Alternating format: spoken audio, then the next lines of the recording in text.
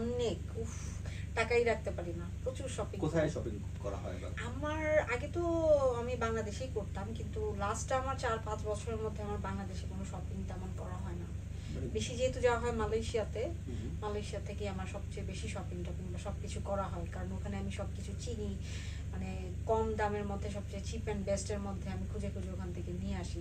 আর বাংলাদেশে তো এখন যে প্রোডাক্টগুলো এগুলো খুব ভয় লাগে, কারণ সবগুলো জিঞ্জিরার আমাদের ওপারেই বানানো হয়, সো ওগুলোর মধ্যে মানে খুব একটা ভালো কেমিক্যাল কোনো কিছুই মানে ইউজ করা হয় না। এই জন্য তোমার পারফিউমের প্রতি দুর্বলতা অনেক শোনা যাচ্ছে, যে দুর্বলতা আছে। আমার পারফিউম আছে প্রায় 62টার মতো এবং সব ব্র্যান্ডের আছে। সবচেয়ে দামি পারফিউম কোনটা?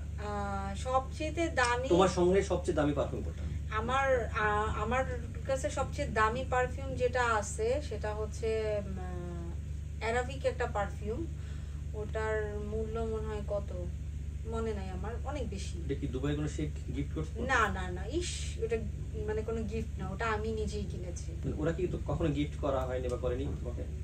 বাইরে গেলে শো করতে গেলে অনেকেই অনেক কিছুই গিফট করে, কোনোটা নেই কোনোটা নেই না এরকম। তোমার নেয়া সবচেয়ে ভালো গিফট কি ছিল? আমার নেয়ার মধ্যে সবচেয়ে ভালো গিফট অনেকগুলো তো আছে, লিস্ট অনেক বড়। মানে এত গিফট তুমি বাইরে গেলে পাও, যেটা মানে তোমার তালিকার ধরছে না, তালিকা ধরছে যেটা তো মেমোরিতে নাই, এত গিফট পাও। হ্যাঁ, অনেক গিফট পাই। না, আমি জানতে চাইছিলাম এক্স্যাক্টলি শেখদের কাছ থেকে তোমার সবচেয়ে সেরা গিফট কি ছিল?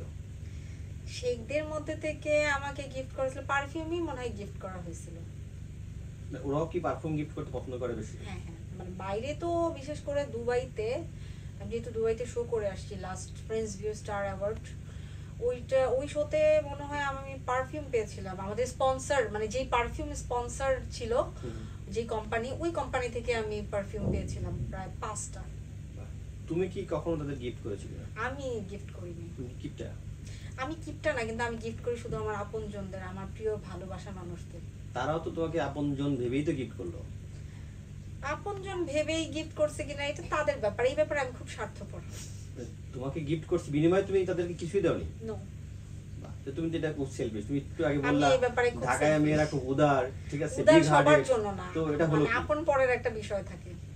পরের কাছ থেকে তুমি নিলা তো। এখন যেমন ধরেন আমার সামনে সাইফুল ভাই বসে আছে, হ্যাঁ, রাহাত ভাই বসে আছে, রাহাত ভাইকে আমি একটা কিছু গিফট করতে পারি, কারণ আপনি আমার মিডিয়ার একজন পার্সন, একজন সাংবাদিক, আপনার সাথে আমার উঠা বসা সবসময় করতে হবে, আপনার সাথে আমার সব প্রোগ্রামে দেখা হবে, আপনার বিষয়টা আলাদা। যখন আপনার এই স্টুডিওর মধ্যে আরো অনেকে আছে, সেটা কিন্তু আমার বিষয়টা আলাদা। এইভাবে যাক, তুমি গিফট আরো বেশি পাও, দোয়া করি, ঠিক আছে? তো এখন